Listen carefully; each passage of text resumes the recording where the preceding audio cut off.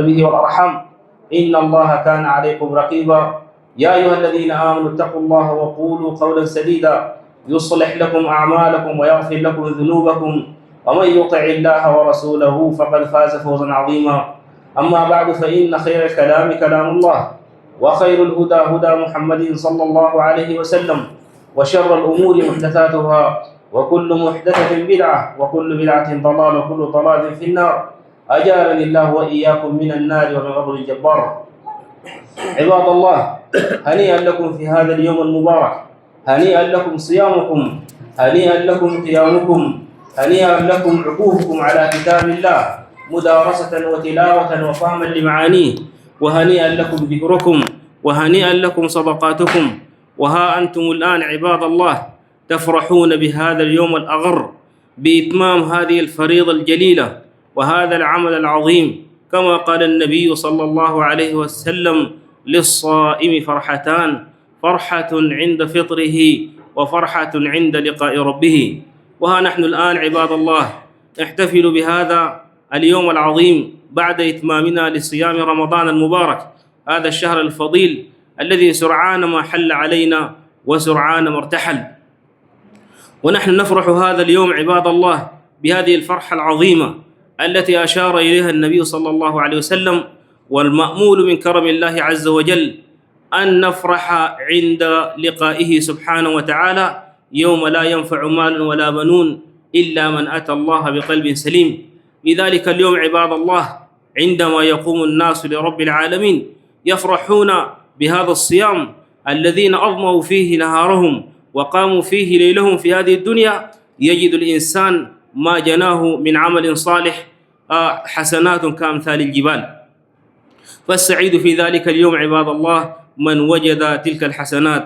قال الله سبحانه وتعالى: يا عبادي إنما هي أعمالكم أحصيها لكم ثم أوفيكم إياها، فمن وجد خيرا فليحمد الله ومن وجد غير ذلك فلا يلومن إلا نفسه.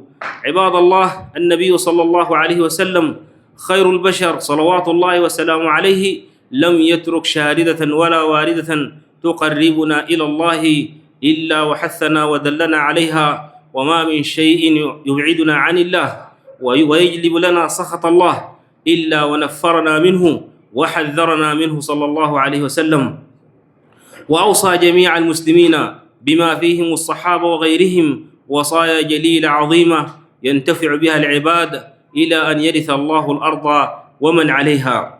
ومن تلك الوصايا الجليلة عباد الله ما جاء في الصحيح من حديث أبي هريرة رضي الله عنه والمغيرة بن شعبة رضي الله عنه أن النبي صلى الله عليه وسلم قال: إن الله يرضى لكم ثلاثا ويكره لكم ثلاثا: يرضى لكم أن تعبدوه ولا تشركوا به شيئا، وأن تعتصموا بحبل الله جميعا ولا تفرقوا، وأن تناصحوا من ولاه الله أمركم، ولا يرضى لكم قيل وقال وكثرة السؤال وإضاعة المال.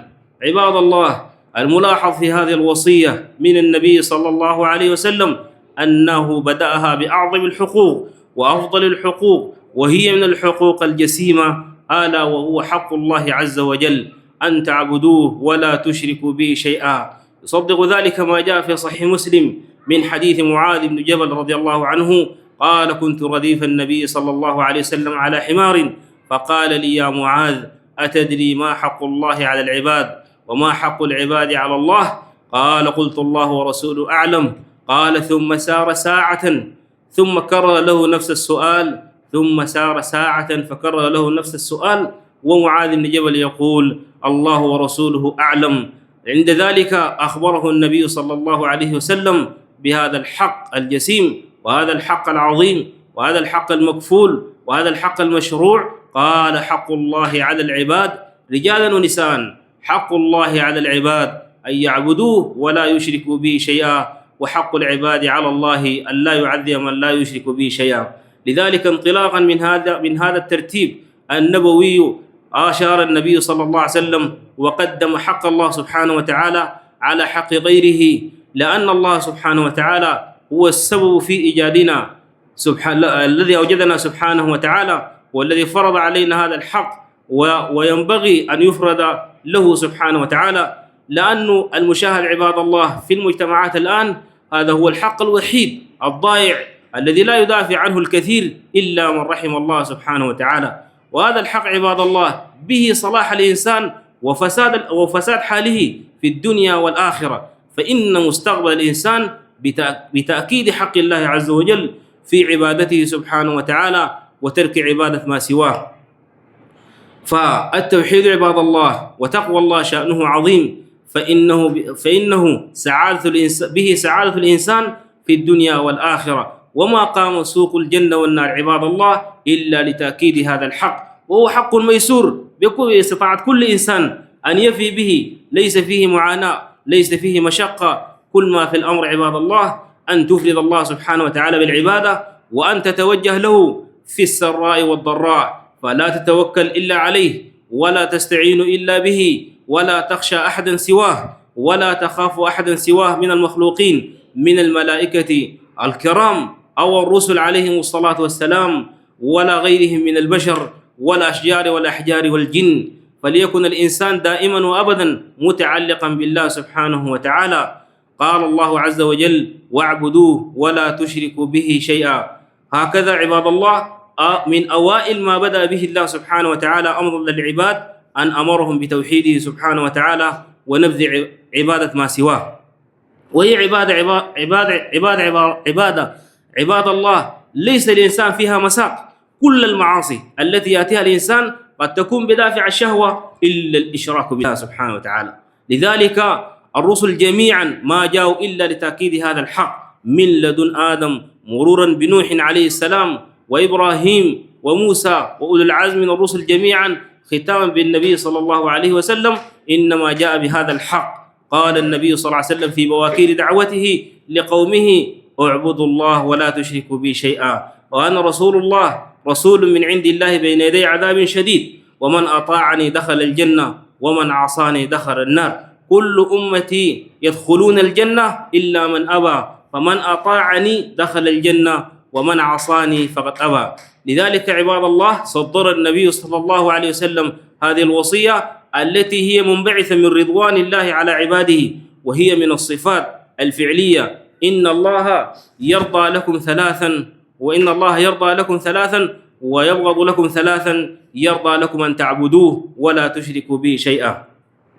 والمجتمعات الآن عباد الله لضعف الإيمان والعقيدة في الناس سرى فيهم الإشراك بالله، الذي هو من أعظم وأشنع ما عصي الله سبحانه وتعالى به.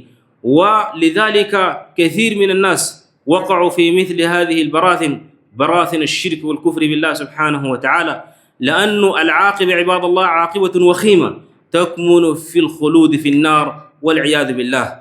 إذا الإنسان أشرك بربه سبحانه وتعالى وجعل له ندا ومثيلا، فإن مصيره عباد الله مصير مؤلم. يكون الإنسان خالدا في جهنم والعياذ بالله، لا سنة لا سنتان لا 100 لا مليون ولا تريليون عام، إنما خالدا فيها مخلدا بسبب بسيط: بإمكان الإنسان أن لا يشرك به شيئا.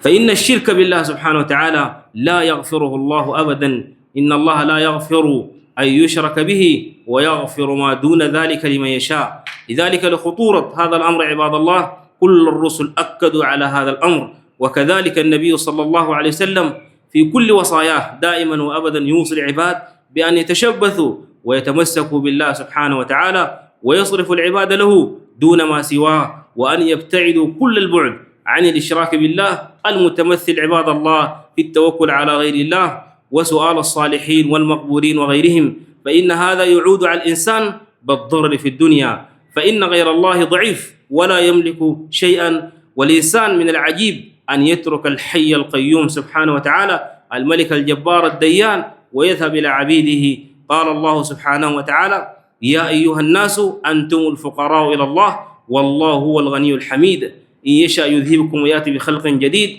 وما ذلك على الله بعزيز. فالعبد الفطن الذي يعرف حق الله ويعرف حق رسوله فإنه لا يقع في مثل هذه الأخطاء الجسيمة عباد الله سبحانه وتعالى.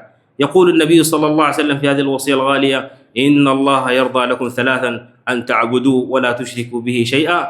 ثم الوصية الثانية قال النبي صلى الله عليه وسلم: وأن تعتصموا بحبل الله جميعا ولا تفرقوا. ومن أعظم الوسائل التي تجمع الناس على رأي واحد وعلى عقيدة واحدة وعلى قلب رجل واحد هو التمسك بكتاب الله وسنة النبي صلى الله عليه وسلم وإجماع المسلمين.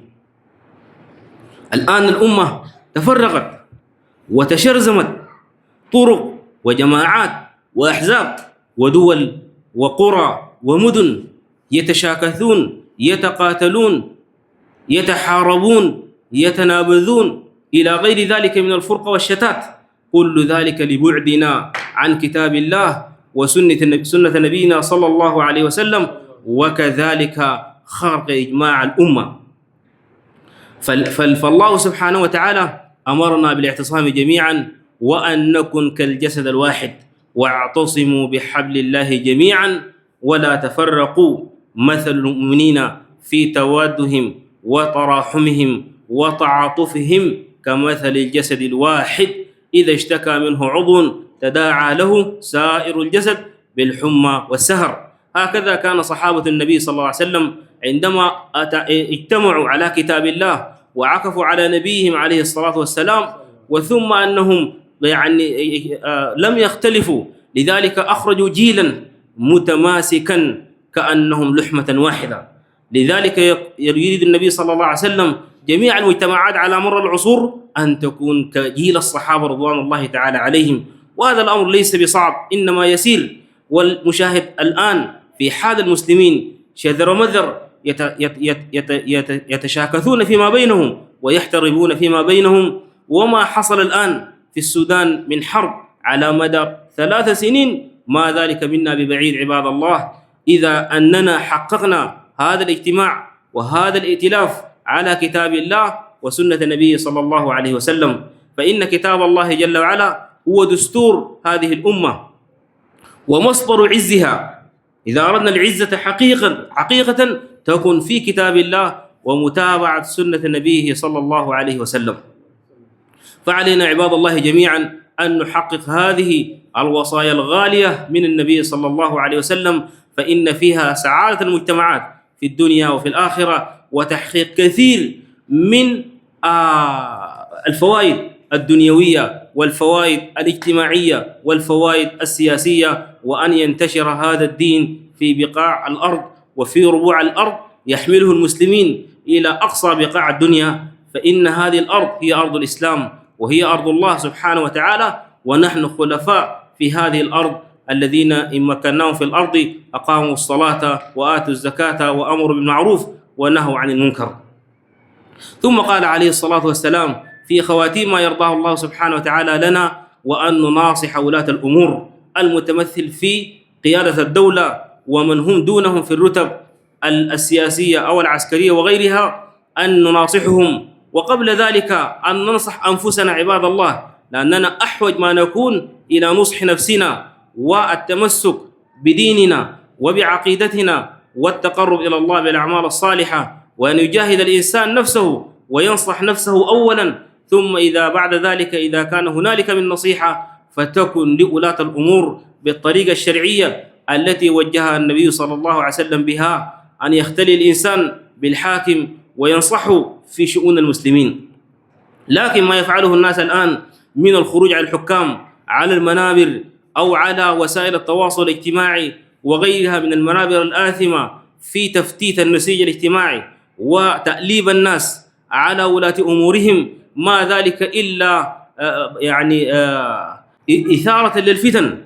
وما دونكم ما حصل في العام 2019 من خروج الناس على الحاكم، ونحن الآن نجني ثمار ذلك الخروج إلى يوم الناس هذا، ومبتلي به الناس في أعراضهم وفي أموالهم وفي دورهم ومساكنهم ومتاجرهم ومصانعهم، وما ذلك على الله بعيد. وإلى يوم الناس هذا نجر أذيال الندم، كل ذلك لأننا لم نرعى وصايا النبي صلى الله عليه وسلم. فإن من أنجع الوسائل أن تنصح لهم بالطرق التي جاءت في الشريعة، ومن أفضل هذه الوسائل أيضا هو الدعاء لهم. هذا من أيسر ما يكون أن تدعو لهم، لأنه بصلاح الحكام صلاح الرعية وينصلح حال الناس. وهذه وسائل ناعمة إذا فعلها الناس يعني تفادوا كثير من المشاكل التي تعود عليهم وعلى اقتصادهم وعلى الوضع الاجتماعي وغير ذلك، إذا عملنا بوصية النبي صلى الله عليه وسلم. أقول ما تسمعون وأستغفر الله لي ولكم من كل ذنب فاستغفروه فيا فوز المستغفرين.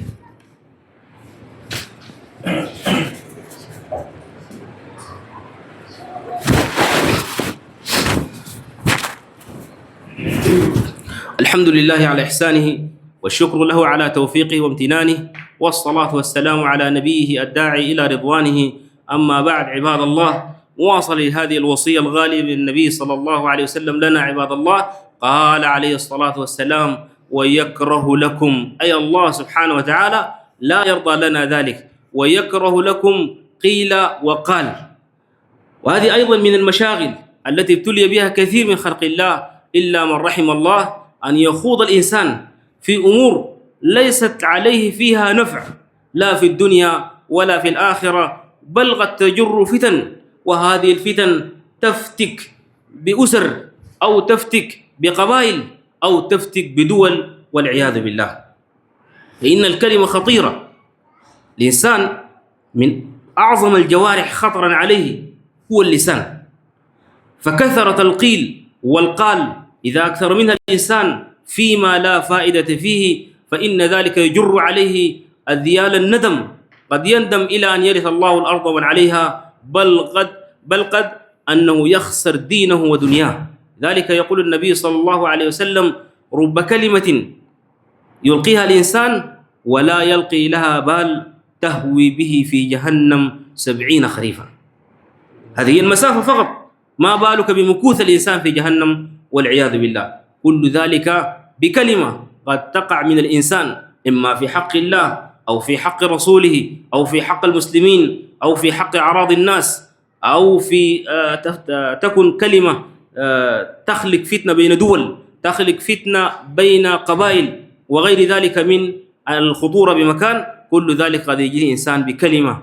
لذلك الإنسان عليه دائما وأبدا أن يحصن لسانه، هذه الجارحة الخطيرة، أن يحصن لسانه إلا في الخير، وإلا ما فيه نفع له ونفع للمسلمين من أمور الدنيا والدنيا. وهذه هي وصية النبي صلى الله عليه وسلم عندما جاءه رجل فقال: يا رسول الله، إن شرائع الإسلام قد كثرت علينا، فباب نتمسك به جامع. قال عليه الصلاة والسلام: ولا يزال لسانك رطبا من ذكر الله عز وجل. ذكر الله سبحانه وتعالى هذا فيه سلامة للإنسان، وفيه فوائد تعود عليه من الأجور والحسنات الكثيرة، وأن يعصم نفسه من الوقوع في مثل هذه الأخطاء. لذلك هذا التحذير النبوي يخبرنا به عن الله سبحانه وتعالى أن الله لا يرضى لنا القيل والقال. ثم قال عليه الصلاة والسلام: وكثرة السؤال. أيضا كثرة السؤال من الأشياء الشنيعة التي لا تليق بالمسلم. والمراد هنا سؤال الناس، الإنسان يكثر من سؤال الناس في أموالهم أو في ممتلكاتهم أو غير ذلك. المسلم لا يسأل إلا الله سبحانه وتعالى في كل كبيرة وصغيرة، لا يسأل إلا الله سبحانه وتعالى. وإذا سألك عبادي عني فإني قريب أجيب دعوة الداعي إذا دعان. فالإنسان لا يلتجئ إلى الناس ولا يكثر من سؤال الناس، فإن ذلك يطعن في دينه وعقيدته وأخلاقه، وهذا مما لا يرضاه الله سبحانه وتعالى. الله جل وعلا دائما وأبدا يحب ويرضى أن يكون عبده عزيزا ليس ذليلا إلى الخلق، أن يكون عزيزا بالله، وأن يسأل الله ويتوجه إلى الله ويرفع حاجاته آناء الليل وأطراف النهار إلى الله سبحانه وتعالى. فلماذا يقع كثير من الناس في ذلك عباد الله؟ فعلينا جميعا أن نرعى هذه الوصايا حق رعايتها. فيقول النبي صلى الله عليه وسلم: يرضى الله سبحانه ولا يرضى لكم قيل وقال وكثرة السؤال وإضاعة المال.